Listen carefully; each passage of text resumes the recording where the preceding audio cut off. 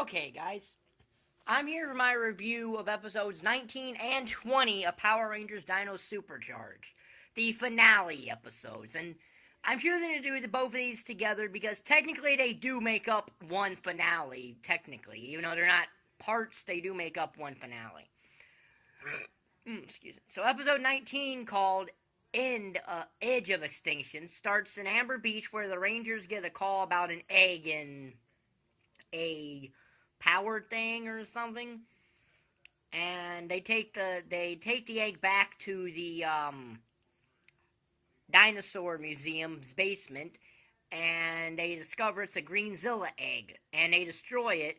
But they also find out that Sledge has dispatched 5 other Greenzilla eggs in London, Tokyo, Hawaii, New York, and some other and space, I think. I'm not real sure.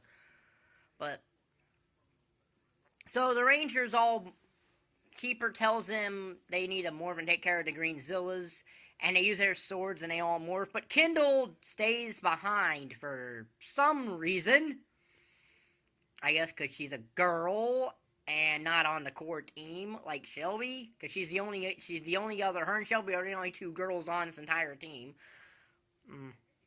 Anyway, the Rangers each take a Megazord, and they all go to a Greenzilla. Tyler takes the Spinal Charge Megazord to one. Shelby and Coda are in the Dino Charge Megazord Tricera formation, I believe. Ivan, Riley, and Chase are in the Terra Charge Megazord. James and Philip are in the Plesio Charge Megazord, and Wing is in the Titano Charge Megazord by himself. And they all go to the other 5 locations. Each of them go to one of the 5 locations to fight a Greenzilla. Meanwhile, up on the Sledge 1, Sledge is getting ready to marry Poisandra. And the Dark Inner Gem is her wedding ring. But Snide, he also wants to dispatch Snide down to Earth. So, each of the Rangers destroy the Greenzilla. Tyler destroys one, and then he sends the Titano, all the parts to other Rangers, and they all end up destroying all their respective Greenzillas. Now, Heckle is on Earth. This is how they found out what those Greenzillas were from Heckle. And he's enjoying his last day on Earth by bungee jumping, roller coastering, stuff like that. But when he sees a news report about this, he sees that there's a mother has lost her kid, even though her kid is about 50 feet from her. And earlier in the episode, Shelby said that Heckle is good, and he goes and he saves the girl, reunites her with her mother, which makes him realize that he is still good.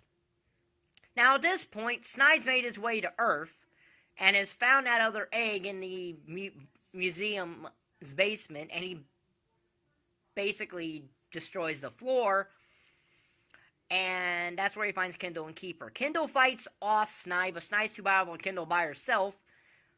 And as he's about to destroy Kendall and Keeper, Heckle shows up, blasts Snide, and then Snide just leaves. Alright. And Heckle helps up Kendall and Keeper, and Heckle and Kendall go to help to fight Snide. In the prerequisite quarry, because we all have to have a quarry, don't we, in Power Rangers? So Snide calls for the Magna Beam, but Sledge doesn't give it to him.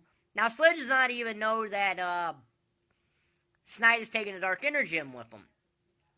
So, Sniding is going to be an easy fight. He's facing Heckle and Kendall by herself, but then the other Rangers show up.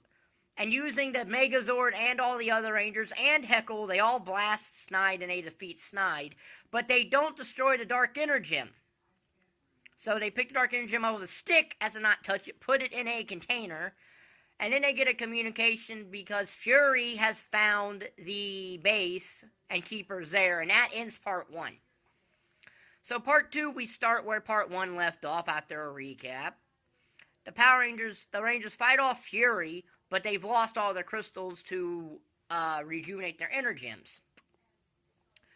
And that's when they find out Sledge's actual plan is. See, all those eggs that they destroyed, besides having green zones, they also had like anchors or something. Because Sledge is going to pull the Earth out of its orbit and I guess start a new ice age or freeze the Earth or something like this.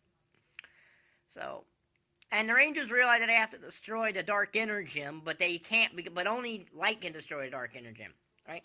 So Chase comes up with this idea to get all the people together, and by all the people, I also mean all the one-off guest stars from these seasons. And and all the Rangers say that they need light, and they're going to position the Dark Energy on a satellite, and then find a way where it can maximize its light.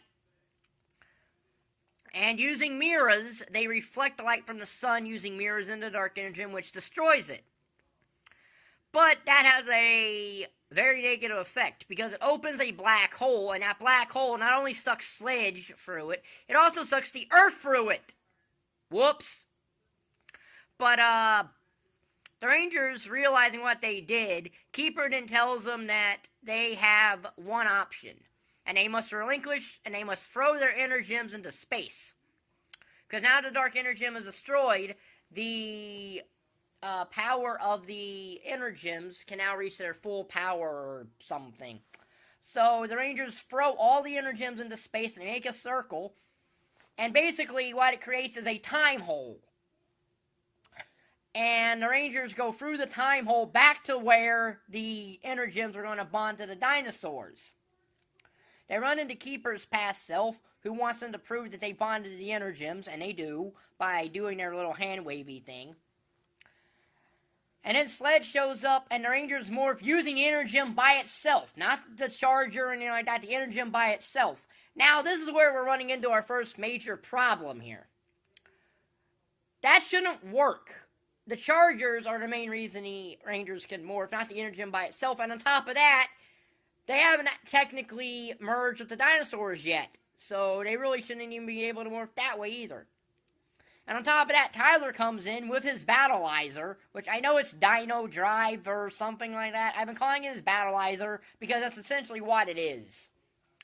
But Sledge grows huge, but Kendall, James, Heckle, and Philip and Xenowing have infiltrated the Sledge 1, and Heckle, using it, makes the Magna Beam, drags Sledge behind his ship, and they position it to go into the sun. And then they get off, and Sledge goes into the sun and is destroyed, presumably. So now that their job is done, the Rangers can return to their own time, including Coda and Ivan, who go back to their own time. And the other Rangers go back to present day. But they're not going to go there as a... They're not going to go back to what they left. And Xenowing and Heckle are sent to stop Sledge from destroying Sentai 6. With Heckle being the keeper of the Dark Energy to make sure it never falls into the wrong hands. Yada yada. So upon getting back, Kendall finally tells Shelby to call her Kendall instead of Miss Morgan. And James should technically have reverted back to his actual age instead of looking how he looked when he bonded to the Energem, and Coda and Ivan would technically be dead by now. So they get this call to go to the museum, but it's not a museum, it's a zoo. It's a dinosaur zoo now because the dinosaurs are never extinct.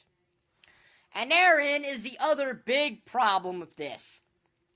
If Dino Charge is in continuity with the other seasons, if everything else in the series, minus RPM, which is its own continuity, this just destroyed the entire continuity of Power Rangers. Okay?